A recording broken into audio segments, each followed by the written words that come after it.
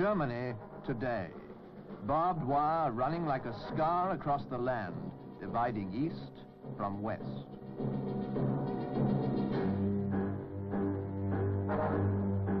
Tension on the frontier mounts as Russia threatens to change the status of Berlin. And increasingly, the Eastern Zone watchtowers are on the alert, but against East Germans who would quit their country.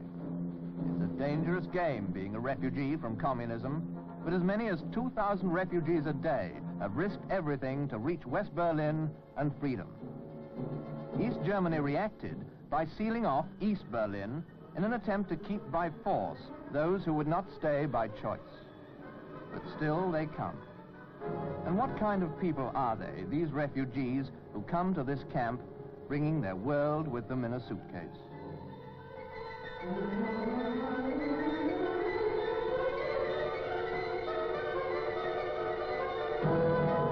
These are not refugees from hunger or poverty.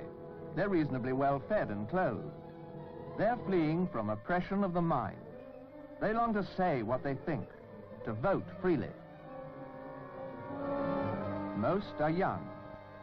Nearly 3 million have left East Germany for the West in the last 12 years, and the great majority have come through the gateway to freedom in West Berlin. First to this camp, then onto the airport, and then to West Germany and a new life. To the oppressed millions in the Russian colony of East Germany, West Berlin is a vital outpost of freedom. But not for the first time is its very existence threatened by Russia. Mr. Khrushchev wants to expel the Western garrisons which guarantee the West Berliners freedom. This threat to West Berlin and its 2.25 million free men and women is a threat to free people everywhere. For if these people's rights can be snuffed out by communism, so can anyone's rights anywhere. If Berlin is given up, no free people can be safe. Berlin is a world problem.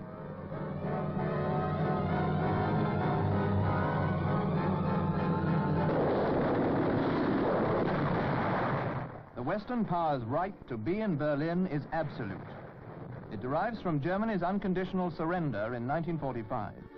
As the victorious British and Americans from the West and the Russians from the East met along this line, the Western Allies withdrew behind agreed boundaries, drawn to give each of the powers, Britain, America, France, and Russia, approximately equal areas of responsibility. And by the same agreement, Berlin, Germany's pre-war capital, was divided into 4 sectors, but to be administered as a whole. Access to Berlin from the main Western zones was guaranteed by means of road, rail, and air routes.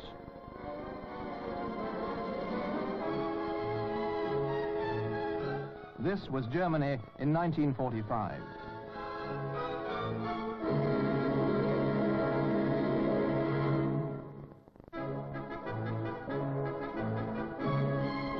An utterly defeated nation that had to be put on its feet again. Twice in 30 years, Germany had been the cockpit of world war. No division should now be allowed to create a third war. And at first in Berlin, the 4 powers worked together to get life going again. Essential services began to function. Disease and sickness were checked. The future of Germany, and thus the West thought the peace of Europe, depended on treating the country as a political and economic whole. This had been agreed by Stalin, Churchill, and Truman at the Potsdam Conference. Yet, only a few months after this agreement, Russia showed she had other intentions. The pitifully small supplies coming into Berlin from the surrounding Soviet zone were dwindling. And so the West decided it had to send to the 2.25 million people of West Berlin every item needed to maintain life, using the agreed road and rail routes through the Soviet zone. But the Russians cut this road and this railway, and West Berlin faced starvation. So much for the agreement to treat Germany as an economic whole. Russia's true policy was to get the West out of Berlin and perpetuate the division of Germany.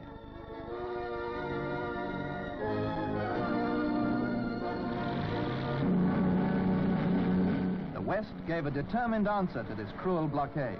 The land routes might be closed, but the air was open. 600 planes a day were pressed into service to carry food and the necessities of life into the blockaded city. Even flying boats were used, landing on Berlin's lakes. The British, American and French air forces together kept West Berlin alive. Every need of the beleaguered people had to be supplied by air.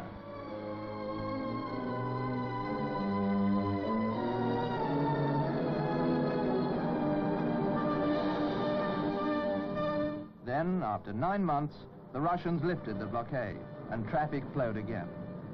The Russians' first attempt to deny freedom and self-determination to West Berlin had been met firmly and defeated. Life in West Berlin began to return to normal. But normal, in a situation like Berlin, has a special meaning. It was clear now that the joint four-power government of Berlin, abandoned by Russia, would not return. Some barriers would not come down. Traffic flowed uneasily between East and West Berlin, and the Brandenburg Gate marked the division between two ways of life.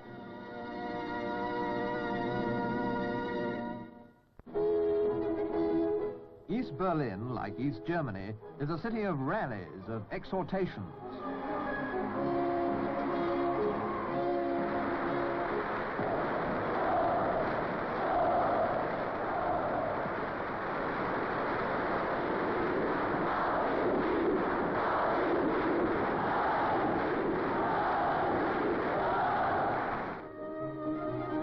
Germany has had all this before, in the 1930s.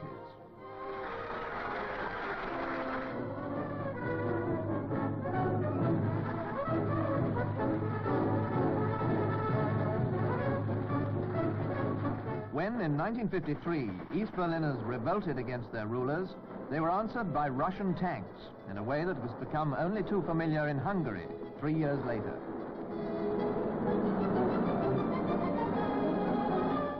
The refugees fled in thousands, and they found West Berlin to be a very different city from East Berlin, a city concerned more with reconstruction and rallies. For with British, French, American and West German aid, West Berlin was raising itself from the ruins and taking on a prosperous look. New flats were replacing the devastation of the war.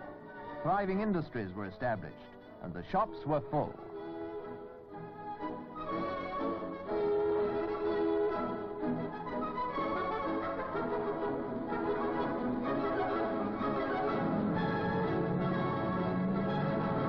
In 1955, the West Berliners lit an inextinguishable flame in the heart of their city. Freedom, rights, peace. And these might be said to be the principles on which Western policy towards Berlin is based. Principles which offer a threat to no one. But to the communist camp, West Berlin is an irritant and an inconvenient showplace for Western democracy. The West has always been prepared to negotiate the future of all Germany as well as of Berlin, but at the summit of 1960, Mr. Khrushchev wrecked every chance. Значит, бегайте на правильном пути. Если вы меня на меня укаете, вы мне бодрости придаете. Mr. Macmillan's view. We remain unshaken in our conviction that all outstanding international questions should be settled not by the use or threat of force, but by peaceful means through negotiation. We remain ready to take part in such negotiations at any suitable time in the future. And Herr Willy Brandt, West Berlin's elected mayor, told his fellow citizens, West Berlin is important not only to us, not only to West Germany, but to Europe and to the world. Then at the Kennedy-Khrushchev meeting in Vienna, the atmosphere seemed better, but it soon became clear that behind Mr. Khrushchev's smiles, his determination to dislodge the West from Berlin was unchanged. Berlin is now an island, surrounded by Soviet armed strength. The West, for its part, knows it has every legal right to be in West Berlin and to station its troops in the city. These troops are a provocation to no one, but to West Berlin, their very presence guarantees the city's continued existence as an outpost of freedom. And this freedom is dearly cherished. In free elections, West Berliners have repeatedly given communist candidates derisory votes. And there are no free people anywhere better qualified to judge the virtues of communism than the West Berliners, who live on its very doorstep and can see for themselves what it means. The empty streets of East Berlin. The stucco peeling from the walls of the Stalin Alley showplace. See behind the Stalin Alley. Spittel Market, once all Berlin's busiest shopping area. After more than 15 years of communist reconstruction, still empty and derelict. Desolation everywhere, and in it symbolized the apathy and despair of communist East Berlin. But most of all, the West Berliners judge by the faces of the men and women who've lived with communism and choose to quit it. Despite all the East German authorities do to deter them, refugees will still reach West Berlin, outpost of freedom. The meaning of their determination to leave communism behind them was summed up by Mayor Brandt of West Berlin. It is a permanent plebiscite. People vote by their feet, so to say, against the regime, which doesn't give them a chance to vote in a normal way. They vote by their feet.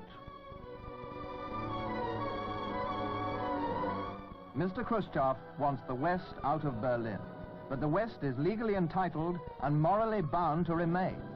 All free people are threatened if West Berliners are added to the 100 million in Europe alone who since 1945 have lost their freedom to communism. This is the meaning of West Berlin today.